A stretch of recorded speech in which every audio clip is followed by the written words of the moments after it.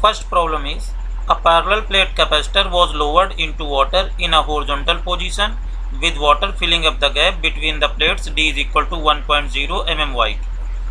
Then a constant voltage V is equal to 500 volt was applied to the capacitor. Find the water pressure increment in the gap. Suppose at any instant X thickness of the gap is filled with water.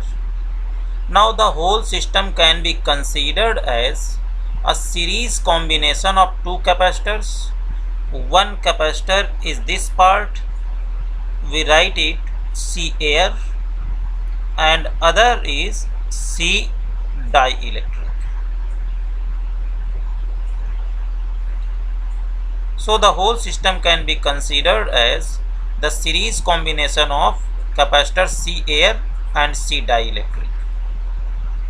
So the net capacitance of the system can be given as C is equal to C air into C dielectric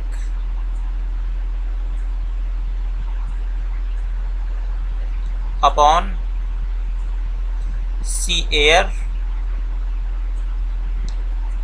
plus C dielectric.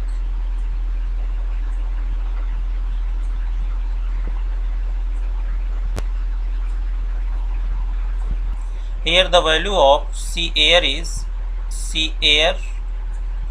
is epsilon naught A upon this gap. It will be D minus X. D minus X, because the total gap is D and this value is X.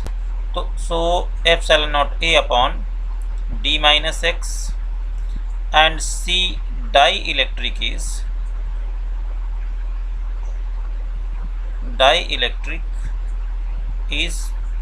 epsilon naught K A is the plate area upon X. Using these values in this equation we get this value, that is C is equal to this, that is this. Dividing numerator and denominator by K we get epsilon naught A upon X upon K plus D minus X. Now the potential energy of the system is defined as U is equal to electrical potential energy. U is half CV square, and the force is mechanical force is equal to du upon dx. That is, magnitude of force is equal to potential energy gradient. So it will be equal to d upon dx of half CV square. Here V is constant as plates are connected with battery, so we can write 1 upon 2 V square and dc upon dx. Now differentiating the value of C and substituting in this equation, we get F is equal to minus half epsilon naught K A V square 1 minus K upon X 1 minus K plus KD whole square. When the whole gap is filled with water, then X will be equal to D, and in this case the force on the water will be this, that is, now the pressure is defined as delta P is equal to force upon area. Therefore excess pressure delta P will be equal to F upon A, that is delta P is equal to epsilon naught kV square upon 2D into K minus 1. Here it is given that D is equal to 1 mm, that is 10 to the power minus 3 meter, V is equal to 500 volt, and for water K is equal to 81.